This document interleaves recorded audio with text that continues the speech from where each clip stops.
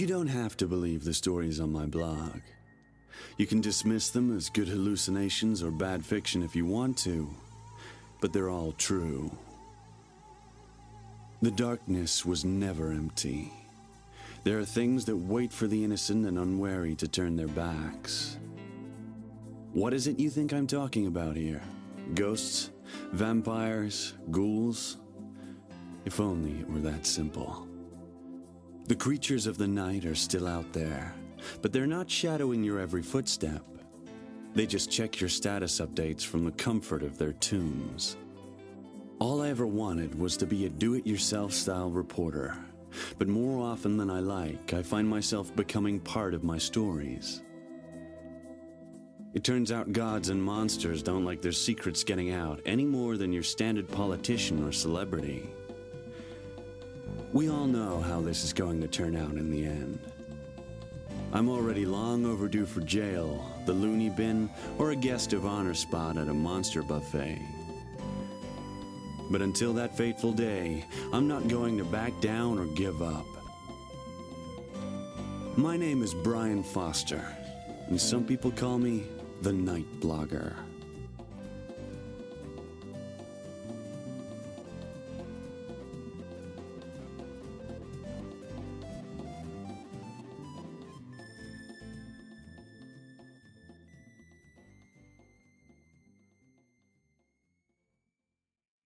The Night Blogger, The Sign of Ninazu, Part 1, Another Roadside Distraction.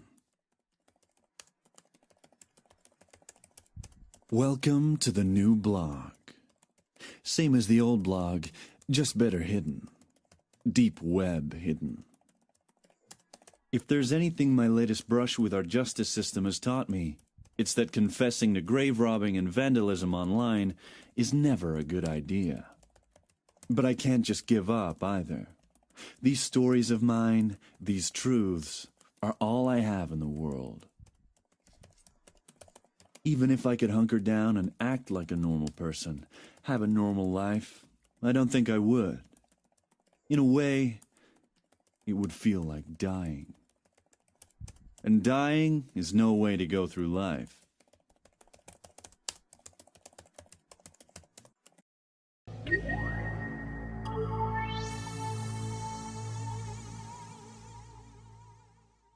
Word of advice. If you're going to do some legally mandated roadside trash pickup, don't do it in November. There was no snow on the ground, but it was sunless and cold with a wind that had a frosty bite to it. I'd swapped out my straw fedora for a knit cap and my leather jacket for a parka. A county-mandated reflective orange safety vest added just the right touch of spice to the ensemble. There were 3 other people working with me near the Wolf Road exit of the Adirondack Northway. A 40-something shoplifter, a teenage car thief, and a woman that had been arrested several times for stalking.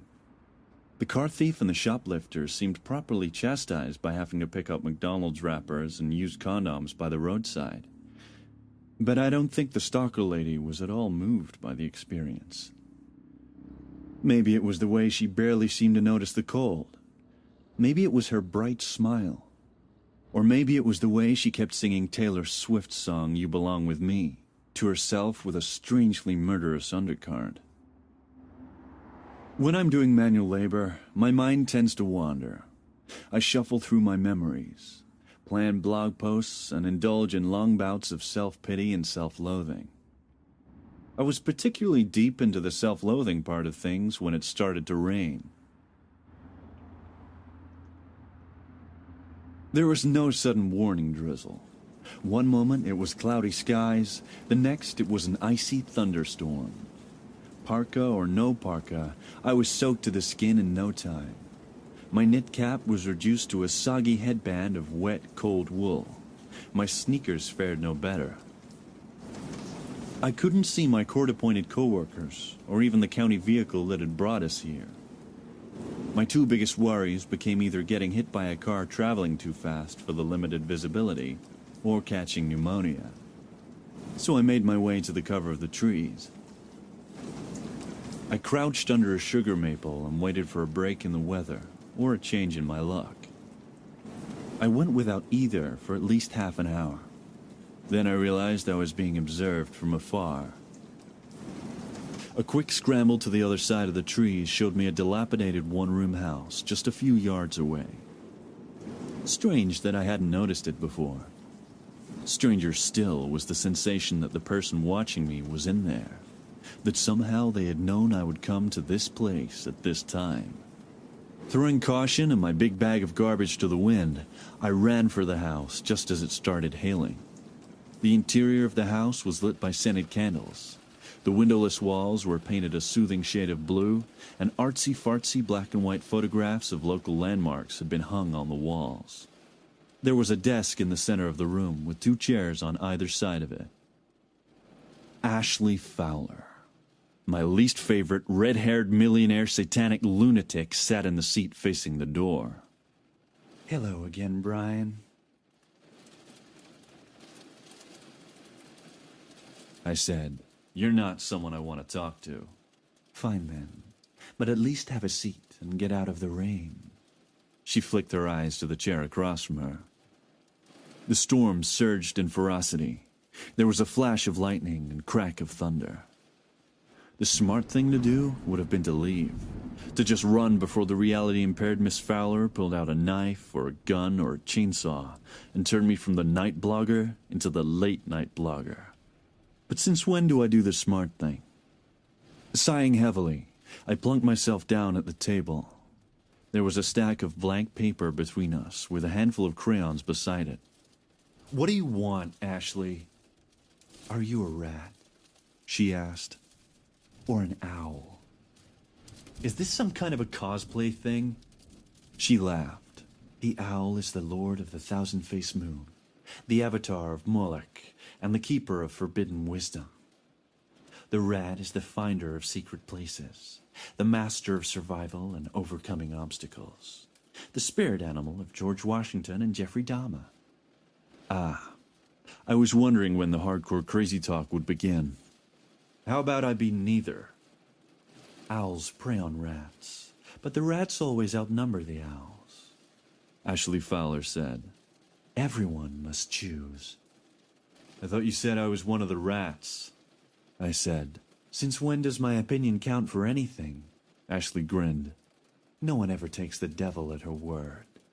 You think I'm the liar? Check out Genesis 22. Abraham totally got punked." I pulled off my wool cap and wrung it out. "Uh-huh."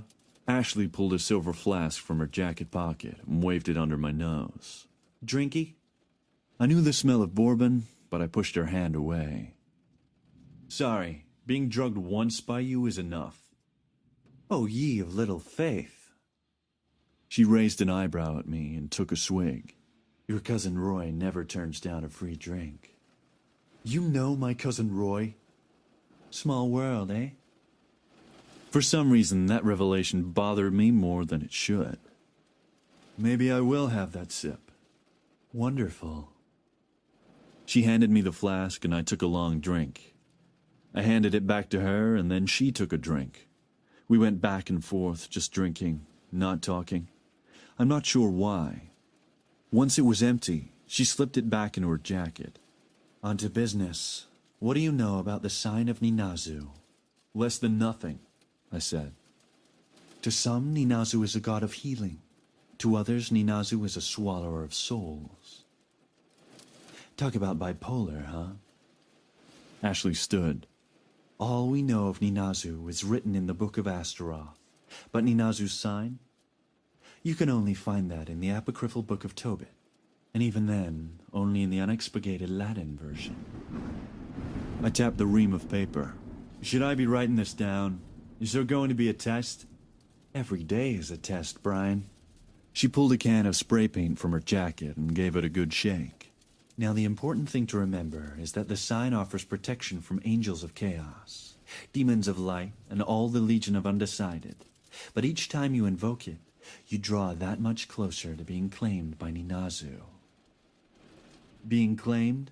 Trust me, it's gruesome," she said with a wink. Ashley began to spray paint the wall. She drew a tangle of lines that were nonsensical and symmetrical. It was a tangle of crosses and curves, an hourglass overlaying an ampersand, a configuration of X's and triangles cutting each other to pieces. As soon as she finished, she went back to the beginning and started over. She did it again and again until the room began to stink of fingernail polish and gasoline. "Pay attention now," she explained and re-explained. "You begin with a line, then a cross, then a curve." The sensation of wooziness began to settle in on me. I thought to ask her if she would consider opening a window, but like I said before, the walls had no windows, just framed photographs that she was busy ruining. I asked myself where she was going with this. Was she messing with my head again? Did she think I wanted any of her really and truly possibly damned advice? Or was she just trying to get me into a paint-huffing habit? This was not how I planned to spend my afternoon. There was nothing I wanted more than to get back out to my court-appointed garbage detail, but the weather was still like something out of a low-grade apocalypse. Ashley threw the can of spray paint to the floor. "Now it's your turn, Bry Guy." I raised my hands. I thought this little design would put the big bad Ninazu hot on my heels. Only if you invoke the sign, not if you just draw it. Even a demon god understands the value of practice makes perfect. She knelt and began fumbling with her pant leg. "You can only invoke the sign if you draw it with something with some metaphysical weight to it, like blood, human ashes, or a few dabs of semen." "Ew." "Ah, there we are," she said triumphantly. When Ashley stood again, she was holding a snub-nosed revolver. "Now get drawing." I picked up one of the crayons. Burnt sienna for those of you keeping track at home. "Get drawing. I'm trying to save your life," she said. "Now just like I told you, a line, a cross, a curve." How long did she keep me drawing? At least until dark. At least until the ream of paper had been halved. Finally, the crayons were gone, and I couldn't draw another line. Ashley was smiling with approval. "Good job," she said. "And here is your reward." She pushed a metal box my way. It was filled with thin charcoal pencils. They were small enough to fit in my fist. I said, "I'm afraid to ask what these are." "Human cremains, an unbaptized child. Good stuff." "Why?" I asked. "Why are you doing this?" She leaned forward. For a moment I thought she was going to kiss me, but instead she whispered conspiratorially, "They're coming for you, Brian." "Who's coming for me?" "The monsters, the things that go bump in the night, and the ordinary devils." Her whisper became fanatical, like the prayers of a madwoman. Her eyes rolled back to the whites. "You've been seen by every eye of the thousand-faced moon. You have been seen." Well, I think it's time for me to go. By that, I meant I was going to make a run for it. But I couldn't stand up. I couldn't move my arms. I couldn't do anything but stare at her. Not good. Not good at all. "I asked if you were a rat or an owl," she said as something soft brushed against my ankle. "It seems the choice has been made for you."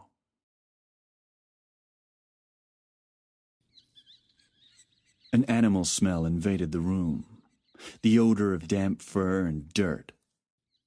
Things scurried towards me and began to climb and swarm over my body and the table.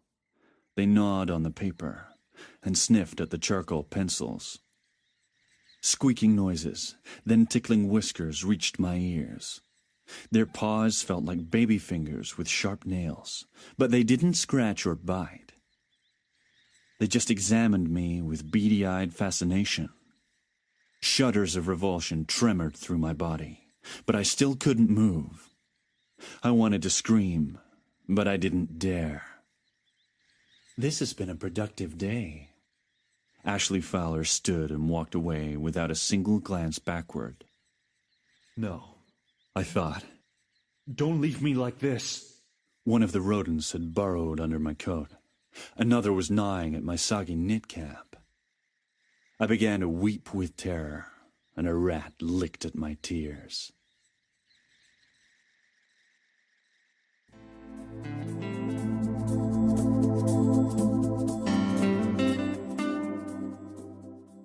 I woke the next morning. It was 18 hours later, and the candles had burned themselves out, and my clothes had dried. There were little muddy rat footprints over everything, even me. Had I really just been drafted onto Team Rodent? My more pressing concern was finding out if my disappearance had violated the terms of my community service sentence. I needed to find out if Mrs. Vincenzo was in a panic or a fury about my latest vanishing act. I also decided that I needed to give Cousin Roy a call. I had a few questions for him, and there was some heavy lifting that I needed help with.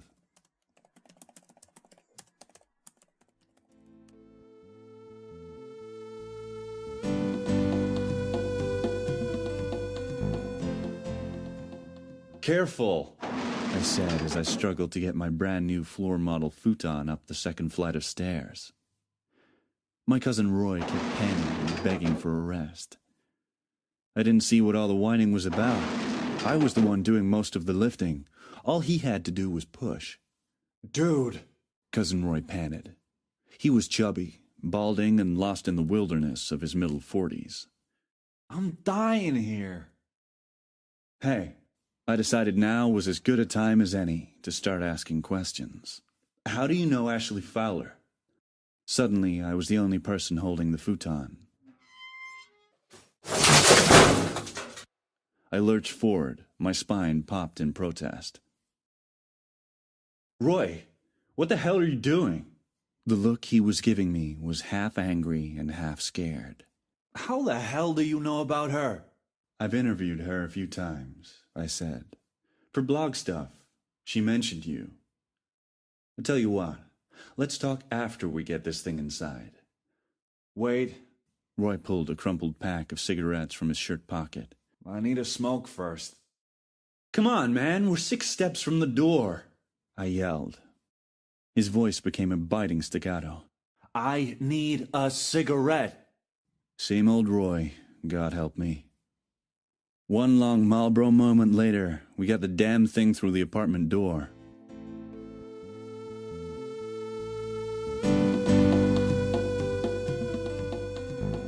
I was on my second beer, and Cousin Roy was on his 4th. He was sitting on my new, slightly used futon. I was stretched out on the recliner. I had my laptop plugged in and was enjoying some music. Well, I was trying to enjoy some music. Roy didn't have much nice to say about any of my tunes. What the hell is this? He asked. Regina Spektor, I explained. She's got a really great... Good to know. Roy took a swig of Sam Adams. Now I'll never have to worry about buying any of her stuff by accident. Aw, man. You should listen to Hatebeak. They're awesome. He paused in his talking to belch loudly and deeply. They're so hardcore they don't even tour. They're all about the music. If you say so, I said. Then I remembered. Hey, weren't you in a band? Yeah, I quit because it stopped being fun, he said. But now I wish I'd stayed with it. The place I work in now is a pain in the ass. The hours, the co-workers, all of it. I stared in disbelief. You work at a strip club. I work at a hellhole. The customers are scum, the girls are skanks, the bartenders are losers, and the only good thing about the boss is that he pays me under the table. He finished his 5th beer and got to work opening his 6th. None of that Social Security bullshit. So, I tried to get the conversation started again. What about Ashley Fowler? You really want to hear this? Yes, I really do. Okay. He ran his fingers through his hair. We hooked up at summer camp when we were 15 years old. We never saw each other again. I wish I could remember more, but I was in a blackout the whole time. I sipped contemplatively at my beer and said, I don't understand. A blackout. See, I tried PCP the last week of school, and I went into a coma. I was dead to the world for 10 days. Then what happened? I asked. Then I woke up. Cousin Roy shrugged. But I was all different, walking and talking like I was someone else. Dad didn't care, though. He still sent me to this Camp Everwood he was all hyped about. Wasn't he worried about you? He was more worried about me getting to mix and mingle with other rich kids from highfalutin families. Remember, that was when my old man was making all the money in the software biz. Roy got that half-angry, half-scared look again. The only reason I even know about any of this is because I got a letter from one of the other kids. A guy named Preston that thought we were going to be best buds forever. I guess I was a real troublemaker, sneaking out, getting into fights, getting laid.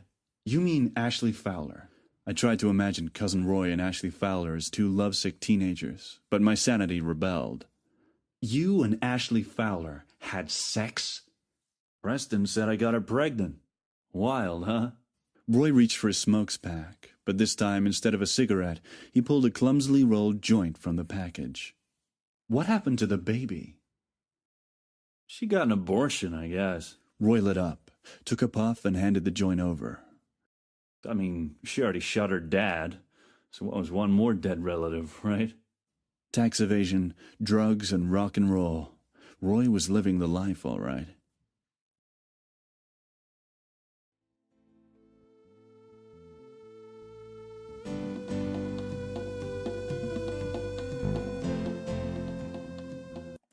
Sleep eluded me for a long time. My dinner had been beer and pizza with Cousin Roy, and it wasn't sitting well. I tossed and turned in my bed and farted up a storm. By the time I considered taking a sleeping pill, it was already too late to do so. It was always better to be physically exhausted during the workday instead of being chemically drowsy. I didn't drop off until I started thinking about Sarah, weaving fantasies from the memories and hopes that would probably be rattling around in my head forever. It was 3 a.m. when I woke up to find myself sitting at my desk scribbling away with a Sharpie. The Sign of Ninazu was everywhere. It was on sticky notes and printer paper, on random pages of my well-thumbed paperback novels, and the skin of my right arm. I sure had that arcane symbol down pat. Would knowing it save my life? Damned if I know. All I know was that in the morning my wrist was aching more than it had the week I turned 13.